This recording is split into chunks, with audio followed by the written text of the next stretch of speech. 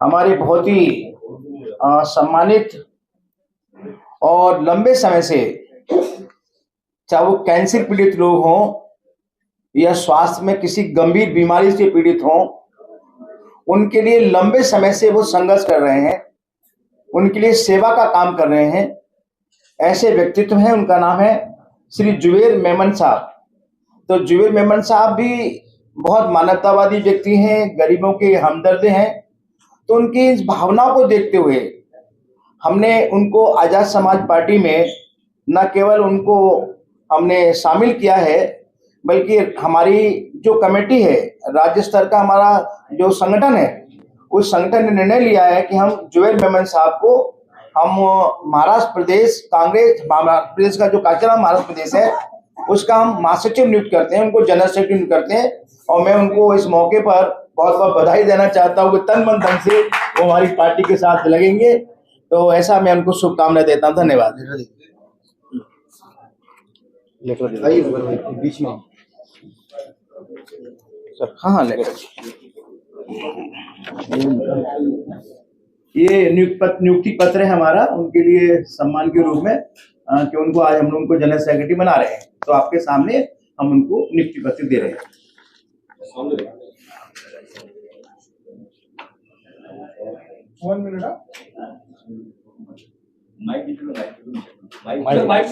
जी जी जी।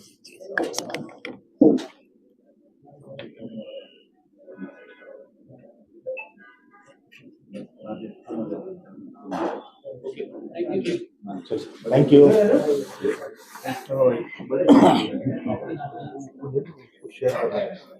तो कभी धक्का लगेगा, जैसे ऐलान पे लगता है कि आप बीजेपी की बी टीम है या वोट कटवा है इंडिया अलायंस को नुकसान पहुंचाने। जी, इंडिया अलायंस का अगर हम बात करें तो पिछले विधानसभा इलेक्शन और उसके पहले लोकसभा इलेक्शन में 48 लोकसभा क्षेत्र है महाराष्ट्र के अंदर, जिसमें मात्र जीरो सीट्स मुसलमानों को दी गई।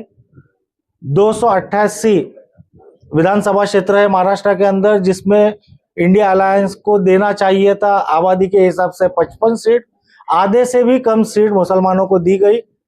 हमको ना सिर्फ बेउम्मीद है हम इंडिया अलायंस से, बल्कि हम समझते हैं कि बार बार ये धोखा देने के बाद हमारी ताकत हमारे पक्षों में, हमारी ताकत हमारे लोगों के बीच काम करके हम आगे इलेक्शन लड़ेंगे। और जिस तरीके से, चाहे वो MIM हो, चाहे आज़ाद समाज पार्टी हो या कोई भी ऐसी पार्टी हो जिनका फंडामेंटल, जिनका कोर संविधान से जुड़ा हुआ है और जो संविधान में आस्था रखता है, उन सभी पार्टियों को एक प्लेटफॉर्म पे ला करके लड़ने की पूरी कोशिश करेंगे। क्या कहेंगे आप इस तरीके?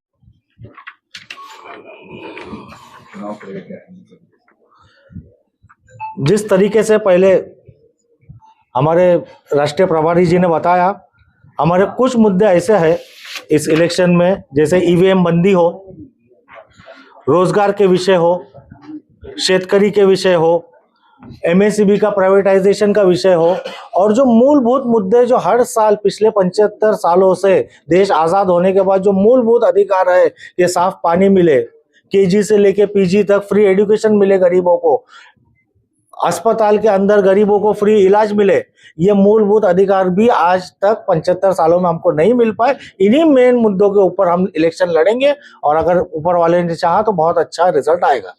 क्या कहेंगे जिस तरीके से मराठी का जो मुद्दा है, सबसे पहली बात मैं कहूँ कि महाराष्ट्र में रहते हुए हम खुद भी एक प्राउड मराठी है, हम खुद भी एक मराठी की अस्मिता को समझते हैं। पर किसी भी मुद्दे में, चाहे वो भाषा का मुद्दा हो, क्षेत्र का मुद्दा हो, चाहे वो रोजगार का मुद्दा हो, उसके अंदर किसी भी तरीके की हिंसा करना, इसके हम पक्षधर नहीं है, हिंसा के हम बिल्कुल खिलाफ हैं। रहा बात मुसलमानों के ऊपर अट्रॉसिटीज जो होती है, मॉब लिंचिंग्स जो होती है, इसके ऊपर जैसे ही हम सत्ता में आते हैं, जैसे ही हमारे कुछ उम्मीदवार चुन करके अंदर जाते हैं, हम कोशिश करेंगे और ये हमारा पहला काम होगा कि मॉब लिंचिंग के अगेंस्ट में हम एक बिल पारित करें।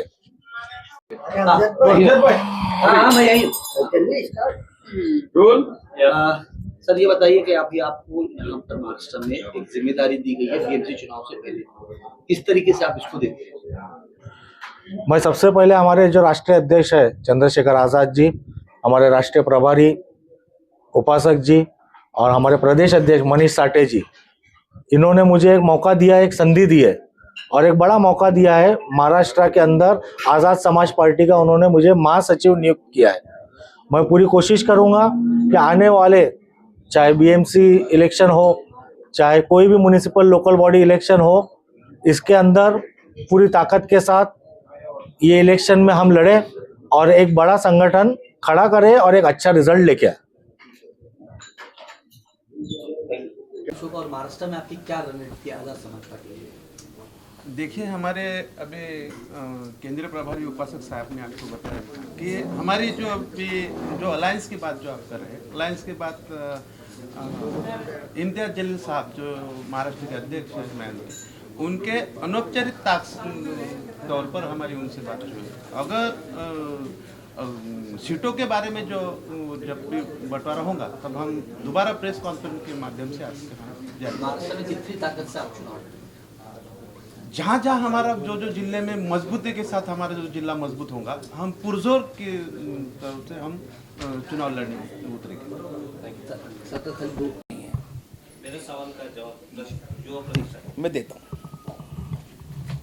हमारी पहली बात ये है, कोशिश है कि युवाओं को इस सामाजिक परिवर्तन की लड़ाई में शिक्षा और रोजगार के साथ एक साफ रास्ता देना, जो कि हमारे राष्ट्रीय अध्यक्ष एडवोकेट चंद्रशेखर आजाद साहब खुद एक युवा है, इंटेलेक्चुअल युवा है, और माननीय गौरी प्रसाद उपासक साहब की मार्गदर्शन के अंदर और प्रदेश अध्यक्ष जी के मार्गदर्शन के अंदर जो फादर बॉडी काम कर रही है, युवा इसमें पूरी तरीके से मेहनत करेंगे, इनका साथ देंगे और आने वाले वक्त के जो चुनाव का जो निकाल होगा, इसका जो परचम लहरेगा, मैं आज यहाँ पे आश्वासन देता हूँ इस बात का कि महाराष्ट्र का आज़ाद समाज पार्टी का जो युवा मोर्चा है, इसका एक बहुत बड़ा योगदान इसके अंदर होगा और इस सामाजिक व्यवस्था परिवर्तन की लड़ाई के लिए युवा तत्पर है। जिस ओर जवानी चलती है उस ओर जमाना चलता है और हम खुद स्तर पर काम कर रहे हैं, हम संगठन बांधनी कर रहे हैं, जिले के हिसाब से खुद बांध रहे हैं। और आपने कहा कि किन मुद्दों पर युवा वोट करेगा, तो महाराष्ट्र का युवा परेशान है भ्रष्ट लोगों से। हम रोजगार पे वोट करेंगे, मैं खुद एक युवा हूँ, हम रोजगार पे वोट करेंगे, शिक्षा पे वोट करेंगे और अच्छी संधि और अपॉर्चुनिटी पे वोट करेंगे। Thank you.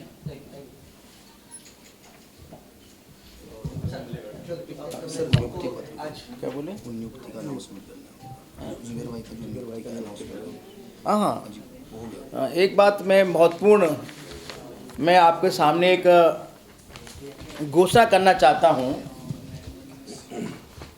हमारे बहुत ही सम्मानित और लंबे समय से, चाहे वो कैंसर पीड़ित लोग हों या स्वास्थ्य में किसी गंभीर बीमारी से पीड़ित हों, उनके लिए लंबे समय से वो संघर्ष कर रहे हैं, उनके लिए सेवा का काम कर रहे हैं।